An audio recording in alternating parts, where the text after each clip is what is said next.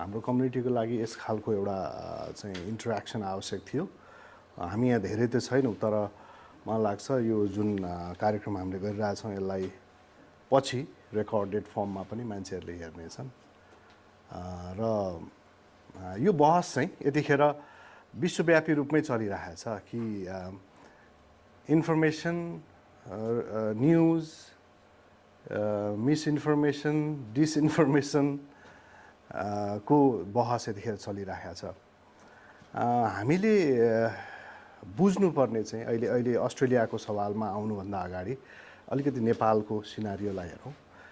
नेपालमा यतिखेर इन्फर्मेसन कसरी फ्लो भइरहेको छ र त्यसले इच एन्ड एभ्री सेक्टरलाई कति असर गरिरहेको छ भन्ने कुरा यतिखेरको सबभन्दा महत्त्वपूर्ण विषय हो र आज नेपाल जहाँ छ त्यसको कारण पनि त्यही हो। इन्फर्मेसन हिजोका दिनमा कम्तीमा पनि स्नातक तह पास गरेको एउटा व्यक्तिले त्यसको गेट किपिङ गरिराखेको अवस्था हुन्थ्यो, त्यो सम्पादक भनिन्थ्यो।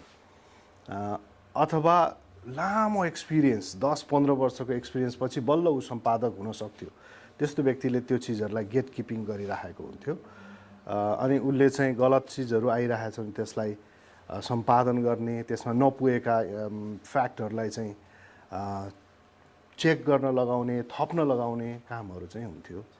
हिजो पनि एज अ रिपोर्टर साथीहरूले लेखेर न्युज ल्याउँदै गर्दाखेरि कोही एक्साइटेड भएर अझ सिधै भन्नुपर्दाखेरि कोही काङ्ग्रेसका कार्यकर्ता भएर, कोही एमालेका कार्यकर्ता भएर पनि लेखेर लिएर आउँछन् के त्यो डेस्कमा बस्ने सम्पादकको रेस्पोन्सिबिलिटीमा बसेको मान्छेहरूलाई त्यो चिजलाई चाहिँ उसको ब्याकग्राउन्ड, उसले कुन चाहिँ मनस्थितिमा लेखेको छ त्यो सबै चिजहरू हेरेर अनि त्यसलाई भेरिफाई गर्ने, त्यसलाई चाहिँ फिल्टर गर्ने, त्यसमा कतिपय चिजहरू एड अन गर्ने, सम्पादन गर्ने भन्ने चाहिँ अवस्था हुन्थ्यो। तर अहिले यतिखेरको कुरा गर्दाखेरि चाहिँ हामीसँग केही माध्यमहरू यस्ता आए जस्तो टिकटक लगायतका जुन माध्यमहरू छन्, अथवा भनौँ भिडियो र त्यसमा पनि सर्ट भिडियोहरूको जुन ट्रेन्ड आयो, त्यो ट्रेन्ड पछि चाहिँ के भयो भन्दाखेरि नेपालको जनसङ्ख्याको जुन एउटा बौद्धिक जगत भनौँ या अलिकति बुझेको, ओपनली सबै विश्व समुदायलाई पनि देखेको, आफ्नो पोलिटिक्सको बारेमा पनि जानकारी राख्ने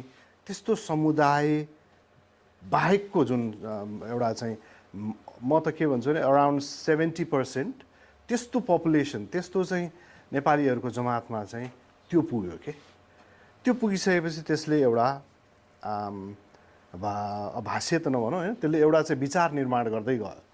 त्यो विचार के का आधारमा हुन थाल्यो भनेदेखि त्यो चाहिँ यो मेटा लगायतका जति पनि चाहिँ उहरू छन् उनीहरूले दिने डलरका लागि क्रिएट गरिएका कन्टेन्टहरू, त्यो भनौँ एउटा चाहिँ फाइनेन्सियल उद्देश्यका लागि क्रिएट गरिएका कन्टेन्टहरू जहाँ रुने, हाँस्ने, चिच्याउने सबै चिजहरू हुन्थे, तर पनि त्यो इन्ट्रेस्टिङ त भइ नै हाल्यो।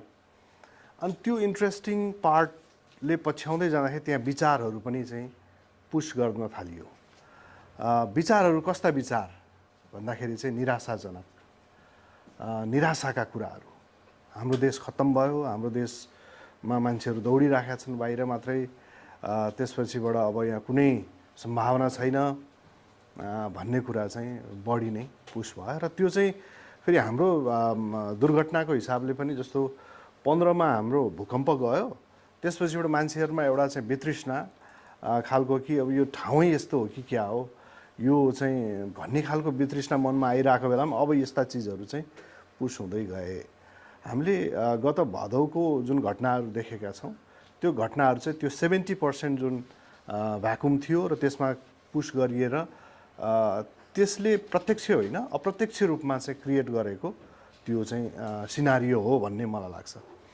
किन मैले त्यो भने भन्दाखेरि हो हामी कहाँ भ्रष्टाचार थियो, हामी कहाँ कुशासन थियो, त्यो कुराहरू नभएको होइन, तर त्यो जुन 70%ले जुन एप्रिसिएट गर्थ्यो नि, तपाईँले चाहिँ केही कुरा गर्ने बित्तिकै यस अलि ठुलो स्वरमा गाली गर्ने बित्तिकै जुन एप्रिसिएट गर्थ्यो त्यो 70%ले पपुलेसनले त्यसलाई हेरेर चाहिँ मानिसहरू हौसिँदै गए र अन्ततः त्यो त्यो त्यो दिन भनौँ न आइपुग्यो। र त्यसमा मैले जहिले नि के भन्ने गरेको छु भने त्यो रिजिम भन्छ, त्यो राज्य सत्ता, त्यो राज्य सत्ताको मूर्खता र अब यो सारा चिजहरू जुन क्रिएट भइराखेको थियो, गरिराखेको थियो कुनै कुनै उसमा, त्यो मैले किन गरिरहेको थियो भनेको भने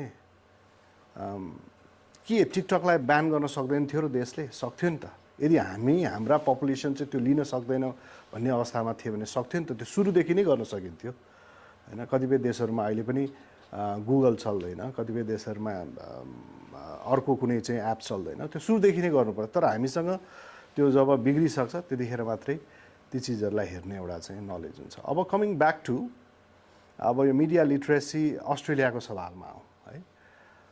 अस्ट्रेलिया चाहिँ मैले कतिपय सवालमा भन्ने पनि गरेको छु कि मलाई अस्ट्रेलियामा भएका हामी नेपालीहरू चाहिँ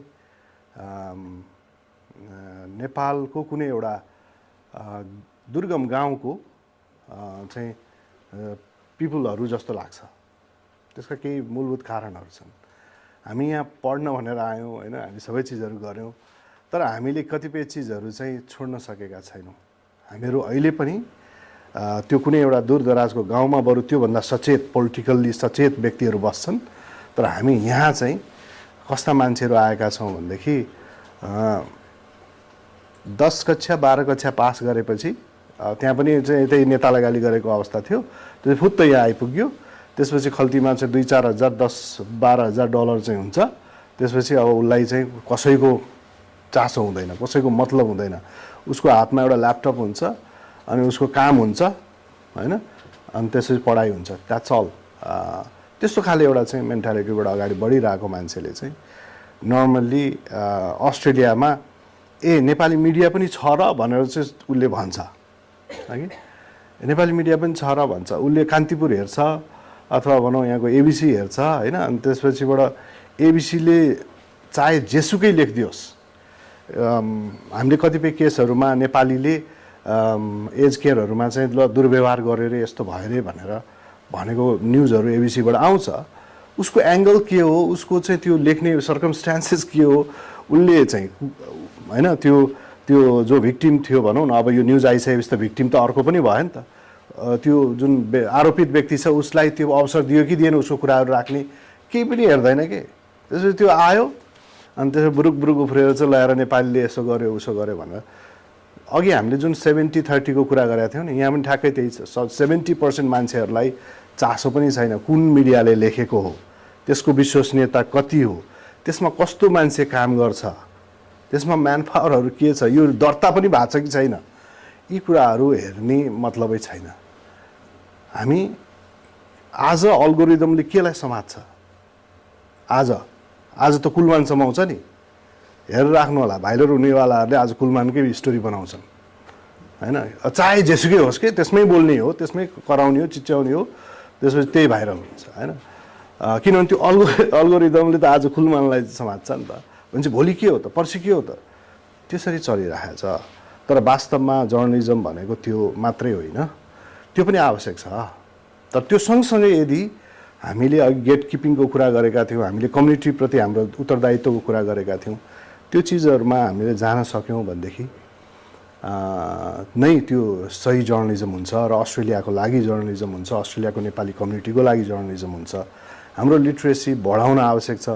त्यो भन्दै गर्दाखेरि पत्रकारहरू जो यहाँ चाहिँ क्रियाशील छन् उनीहरूले पनि सच्चिन आवश्यक छ।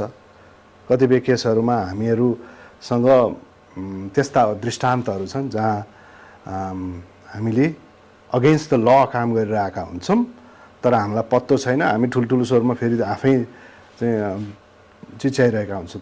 तपाईँ यो देशको चौथो अङ्ग होइन यो देशको, किनभनेदेखि यो देशमा चाहिँ तपाईँले प्रपरली आफूलाई चाहिँ अपरेट गरिराख्नु भएको छैन भने होइन।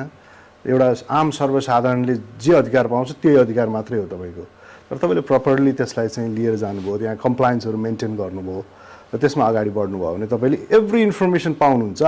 गभर्मेन्ट सेक्टरको होस् प्राइभेट सेक्टरको जे चाहिने हो त्यो पाइन्छ। त्यसैले त्यतातिर जानुपर्छ जस्तो लाग्छ। र कमिङ ब्याक टु यो प्रोग्राम, अब प्रोग्राम एज सच म त चाहन्छु कि यो मिडियाहरूले नै गर्ने भन्दा पनि हामीले हिजो एन्जामा रहँदाखेरि जुन एउटा कम्युनिटीसँग कन्सल्टेसनको माध्यमबाट तपाईँहरूका अपेक्षा के हुन् हामीप्रति, हामी तपाईँहरूबाट के चाहन्छौँ भनेर यो जुन एउटा टु वे कम्युनिकेसन स्टार्ट गरेका थियौँ। त्यसको एउटा एक्सटेन्डेड भर्सन हो जस्तो मान्दछु र त्यसलाई कन्टिन्यू गर्नुपर्छ, चाहे जुनसुकै फर्ममा होस्। नेपाल आइजले आज यो कार्यक्रम गर्यो, धन्यवाद। त्यसै गरी एन्जाले गरोस्, त्यसै गरी एनआरएनले गरोस्, त्यसै गरी एनएमसीले गरोस्, फेन्काले गरोस्, होइन। यो चिजलाई हामी कन्टिन्यू गरिराख्यौँ भनेदेखि कम्तीमा हामीले त्यो न्युजको हेडलाइन मात्र होइन, त्यसको मिडियम के रहेछ, त्यो को रहेछ भनेर पनि त्यसलाई हामीले चाहिँ सेभ गर्ने अथवा त्यसका बारेमा सोच्ने गर्न थाल्न सक्छौँ। यदि हामीले त्यसो गर्न त्यो कुराहरू चाहिँ अवेरनेस बढ्दै जान्छ भन्ने मलाई लाग्छ। Thank you so much. मलाई लाग्छ मैले 3 मिनटभन्दा बढी लिएँ होला कि, तर